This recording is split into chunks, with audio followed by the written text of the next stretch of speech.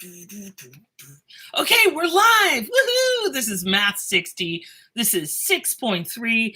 This is adding and subtracting nasty looking fractions, otherwise known as rational equation. No, sorry, rational expressions. Got a little carried away there. We're not at rational equations yet. We wouldn't do that to you, or would we? Anyway, rational expressions. So the first thing we're going to do is the most sad, disappointing problem I could think of. 1 over x plus 1 over y. So in this case, the denominators have no overlap. They have nothing in common. These are two completely different variables. They don't even share numbers or anything. So the least common denominator in this case really is just the two of them multiplied together. Now, you do not have to do the work I'm about to do, but I do want to show you how to set this up. You have to convert each of the fractions into the new denominator. Let me get my handy dandy yellow highlighter,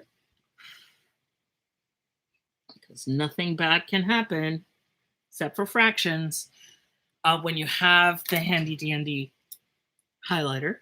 So I say, okay, I'm going to start with x. I want to end up with x times y. So obviously I'm chucking a little y in there. So I got to do the same thing on top. So I get y over x, y. Now, some people look at this fraction and they're like, cancel y. No, no, no. We're raising the terms rather than lowering terms. We're raising it up. We're fluffing up this fraction so that it can talk to the other fraction. Right now, they are speaking completely different languages, so we can't add them together. I'm going to do the same thing with 1 over y. I'm going to take my common denominator, x times y. It's kind of cool and zombie-like when it smears. It's like, oh, I'm going to get you. 1 over y. Okay, 1 over y. I need to switch this into xy land. So I multiply by x. Y times x is x times y. And then I multiply by x on top as well. So I have my brand new fluffed up fractions. And now, instead of 1 over x plus 1 over y, I can add, let me put a line here so it's a little bit of visual division. Ooh, visual division is one of the most interesting things I've said today. Visual division. Okay, 1 over x is really just in fancy, it's in fancy dress. Y over xy. 1 over y is x over xy. Notice that the denominator remains xy. We do not change the denominator. If I say I have 1 puppy plus 2 puppies, I have 3 puppies. I don't suddenly have double puppies or something. They aren't weird. They don't get mutated. So an xy, this many xy's and this many xy's, I've got all together y's. The denominator stays the same. Woohoo! Okay, shall we do another one? I feel good. I feel good. I don't see any questions. No one is asking me any questions. I love this part about making videos. No one can stop me. No, as far as I know, everything is making perfect sense, and I am a brilliant instructor. I love this. Okay, number 2. This one's actually got a little bit more to it. It's kind of a little more interesting. We've got 2 denominators. They don't match. These are not common denominators, so we need to find that LCD.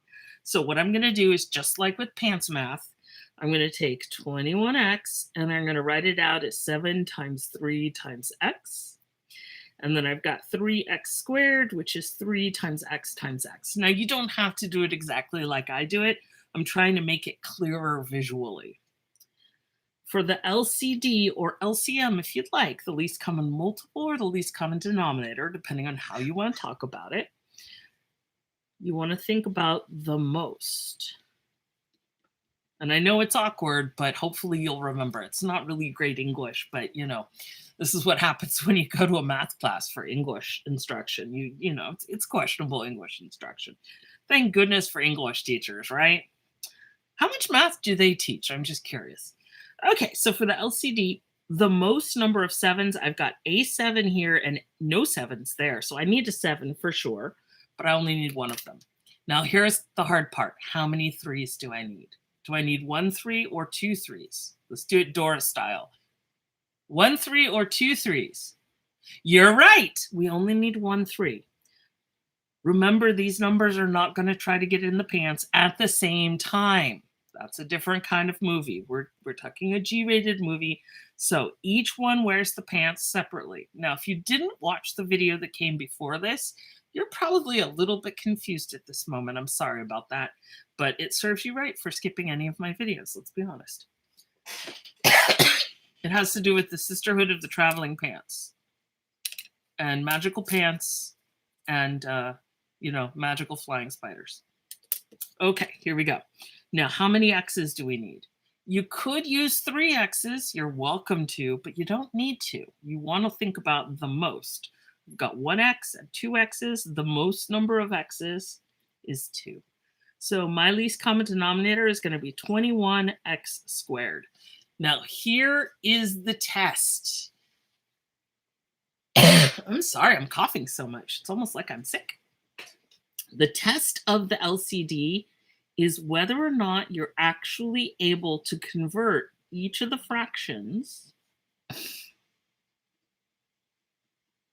into the new denominator. If you are not able to do this conversion, then you don't have a good denominator. You haven't picked one that is the right size for everybody.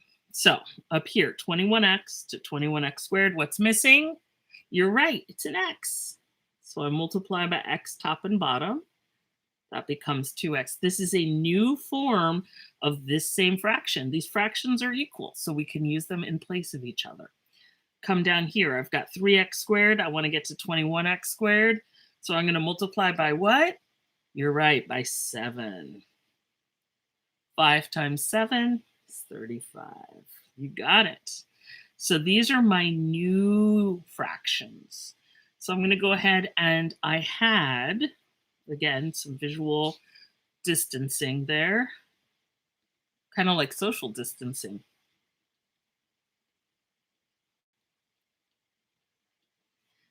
My original problem, now I'm going to write it out with my new extra fluffy fractions.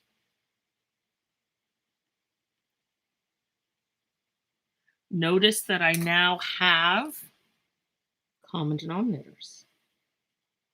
Isn't that awesome? Don't we love math?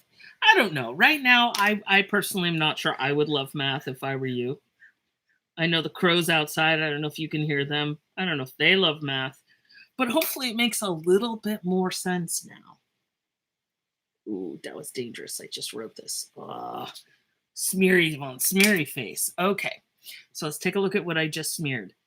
2x over 21x squared plus 35 over 21x squared equals, and then I've got these two numerators added together.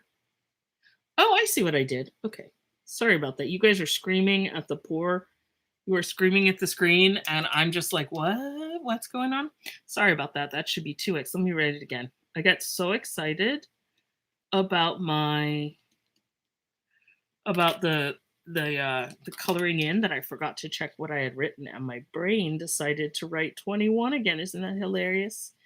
Oh, brain. Okay. It's probably a little tired now. So numerator becomes 2x plus 35 from there. 21x squared on the bottom. Notice that it stays exactly the same. It does not change. It does not become 42x squared. This denominator stays the same. And we've got our answer right here.